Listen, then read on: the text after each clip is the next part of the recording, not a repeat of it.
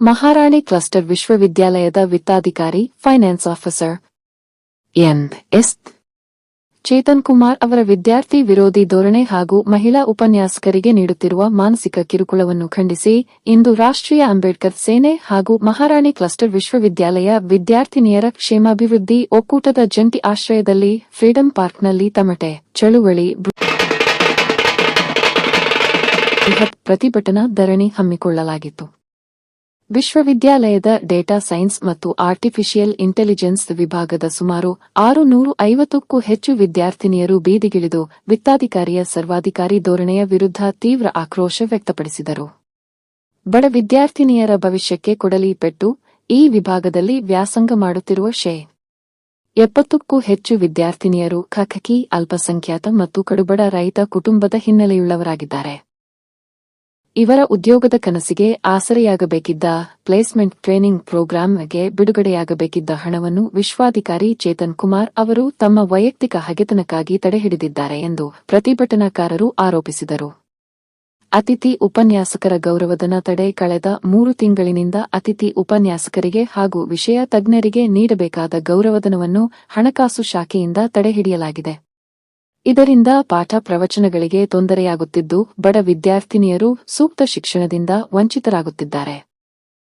ಮಹಿಳಾ ಸಿಬ್ಬಂದಿಗೆ ಮಾನಸಿಕ ಕಿರುಕುಳ ವಿತ್ತಾಧಿಕಾರಿಯವರು ಆಡಳಿತಾತ್ಮಕ ಅಧಿಕಾರ ದುರ್ಬಳಕೆ ಮಾಡಿಕೊಂಡು ಮಹಿಳಾ ಅಧ್ಯಾಪಕರಿಗೆ ತೀವ್ರ ಮಾನಸಿಕ ಕಿರುಕುಳ ನೀಡುತ್ತಿದ್ದಾರೆ. ಈ ವರ್ತನೆಯಿಂದ ಬೇಸತ್ತ ಕೆಲವು ಮಹಿಳಾ ಉಪನ್ಯಾಸಕರು ಈಗಾಗಲೇ ಕುಲಪತಿಗಳಿಗೆ ಲಿಖಿತ ದೂರು ನೀಡಿದ್ದಾರೆ ಎಂದು ಸಂಘಟನೆಯ ಪದಾಧಿಕಾರಿಗಳು ನಮ್ಮ ಎಂಜಿಎಂ ನ್ಯೂಸ್ ಜೊತೆ ಮಾತನಾಡಿದರು. ಫೈನಾನ್ಸ್ ಆಫೀಸರ್ ಚೇತನ್ ಕುಮಾರ್ಗೆ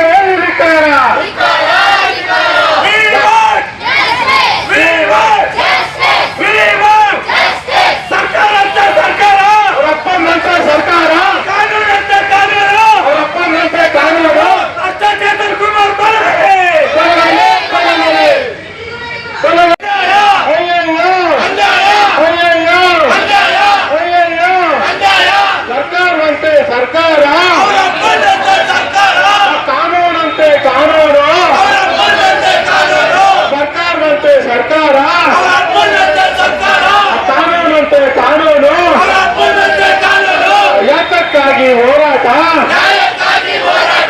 ಎಲ್ಲಿವರೆಗೂ ಹೋರಾಟ ಎಲ್ಲಿವರೆಗೂ ಹೋರಾಟ ಅಯ್ಯಯ್ಯೋ ಅಯ್ಯಯ್ಯೋ ರಾಷ್ಟ್ರೀಯ ಅಂಬೇಡ್ಕರ್ ಸೇನೆ ಹೋರಾಟಕ್ಕೆ ದಯವಿಟ್ಟು ಯಾರನ್ನ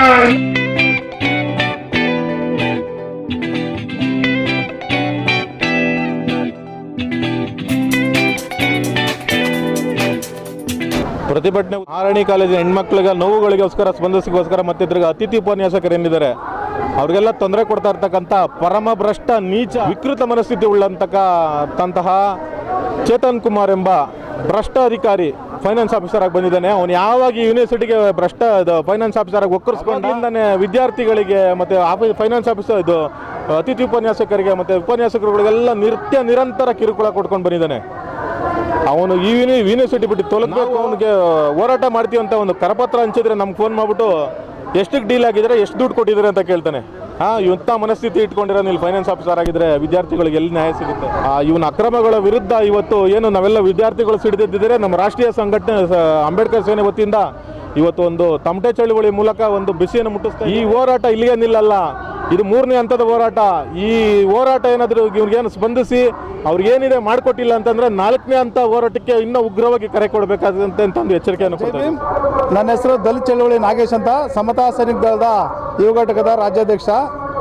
ಇವತ್ತು ಫ್ರೀಡಂ ಪಾರ್ಕ್ನಲ್ಲಿ ಒಂದು ಧರಣಿ ನಡೆಸ್ತಾ ಇದ್ದೀರಿ. ಈ ಧರಣಿಗೆ ನೇರ ಕಾರಣ ಮಹಾರಾಣಿ ಕಾಲೇಜ್ನ ಕುಲಪತಿಗಳು ಈಗ ತಾನೇ ಮೆಮೊರಂಡಮ್ ತಗೊಳಕ್ ಬಂದಿದ್ರು. ಈ ಮೆಮೊರಂಡಮ್ ತಗೊಳ್ಬೇಕಾದ್ರೆ ಉಡಾಪಿ ಉತ್ತರಗಳು ಕೊಡ್ತಾರೆ, ಧರಣಿ ಮಾಡ್ಕೊಂತೀರಾ ಮಾಡ್ಕೊಳ್ರಿ ಅಂತ. ಇಲ್ಲೊಬ್ಬ ಅಕೌಂಟೆಂಟ್ ಇದ್ದಾನೆ ಚೇತನ್ ಕುಮಾರ್ ಅಂತ, ಅವನು ಹೆಣ್ಮಕ್ಳ ಜೊತೆ ಅಸಭ್ಯವಾಗಿ ನಡ್ಕೊಳೋದು, ಅಲ್ಲಿರೋಂಥ ಟಾಯ್ಲೆಟ್ಗಳು ಕ್ಲೀನ್ ಮಾಡ್ಕೊಳೋದು ಅಂದ್ರೂ ಅವ್ರ ಮೇಲೆ ದೌರ್ಜನ್ಯ ಮಾಡೋದು. ಮಹಾರಾಣಿ ಕಾಲೇಜಲ್ಲಿ ಬಡ ಹೆಣ್ಮಕ್ಳಿಗೆ ಎಜುಕೇಶನ್ ಮಾಡೋದಕ್ಕೆ ಅವಕಾಶನೇ ಇಲ್ಲ ಅನ್ಸುತ್ತೆ. ಈ ಮಹಾರಾಣಿ ಕಾಲೇಜ್ನಾಗ ದೌರ್ಜನ್ಯಗಳು ನಡೀತಾ ಇದಾವೆ. ಒಂದು ಟಾಯ್ಲೆಟ್ ಕ್ಲೀನ್ ಇಲ್ಲ ಅಂದ್ರೆ ಹೆಣ್ಮಕ್ಳು ಇರೋ ಜಾಗದಲ್ಲಿ ಇನ್ನೇನಕ್ಕೆ ಕಾಲೇಜ್ ನಡೆಸ್ತಾರೆ? ಕುಲಪತಿಗಳು ದೌರ್ಜನ್ಯ ಉಡಾಪಿ ಉತ್ತರಗಳು ಕೊಡ್ತಾರೆ. ಧರಣಿ ಮಾಡ್ಕೊಂತೀರಾ ಮಾಡ್ಕೊಳ್ರಿ, ಏನ್ ಮಾಡ್ಕೊಂತೀರಾ ಮಾಡ್ಕೊಳ್ರಿ. ಉತ್ತರಗಳು ಕೊಡ್ತಾರಂದ್ರೆ ಎಲ್ಲಿ ಹೋಗ್ತಾ ಇದೆ ಸಮಾಜ, ಏನ್ ಮಾಡ್ತಾ ಇದೆ ಸರ್ಕಾರ? ಇವ್ರನ್ನೆಲ್ಲ ಯಾರು ಹೇಳೋರು ಕೇಳೋದಿಲ್ಲ. ಚೇತನ್ ಕುಮಾರ್ ಅಂತ ಹೇಳ್ಬಿಟ್ಟು ಅಕೌಂಟೆಂಟ್ ಇದಾನೋ ಇವನ್ ಈ ಕೂಡಲೇ ಜೈಲ್ ಕಳ್ಸ್ಬೇಕು. ಅಮನ್ ಅಂತಲ್ಲ, ಜೈಲ್ ಕಳ್ಸ್ಬೇಕು ಇವನ್ನ. ಒಂದು ಓದ್ತಾರೆ ಹೆಣ್ಮಕ್ಳ ಮೇಲೆ ದೌರ್ಜನ್ಯ ಕೇಳಿದ್ರೆ ಅವ್ರ ಮೇಲೆ ದೌರ್ಜನ್ಯ ಮಾಡ್ತಾರಂದ್ರೆ ಅವನಿಗೆ ಎಷ್ಟಿರಬೇಕು ಸಮಾಜದ ಬಗ್ಗೆ ಕಾಳಜಿ, ಹೆಣ್ಮಕ್ಳ ಬಗ್ಗೆ ಕಾಳಜಿ. ಇವತ್ತು ಫ್ರೀಡಮ್ ಪಾರ್ಕಲ್ಲಿ ಶಾಂತಿಯುತವಾಗಿ ಧರಣಿ ಮಾಡಿ ಒಂದು ಮೆಮೊರಿಯಂ ಕೊಟ್ಟಿದ್ರಿ. ಇದೇ ಥರ ಏನಾದರೂ ಈ ಹೆಣ್ಮಕ್ಳಿಗೆ ನ್ಯಾಯ ಸಿಗಲಿಲ್ಲ ಅಂದರೆ ಮುಂದಿನ ದಿನಗಳ ಮುಂದ್ಗಡೆ ಉಪವಾಸ ಸತ್ಯಾಗ್ರಹ ಮಾಡ್ತೀರಿ ಅಂತ ಹೇಳ್ಬಿಟ್ಟು ನಮ್ಮ ಸಂಘಟನೆಯಿಂದ ಎಚ್ಚರಿಕೆ ಕೊಡ್ತೀವಿ ಸರ್. ನನ್ನ ಹೆಸರು ದಲಿತ ಚಳವಳಿ ನಾಗೇಶ ಸೈನಿಕ ದಳದ ಯುವ ಘಟಕದ ರಾಜ್ಯಾಧ್ಯಕ್ಷರು.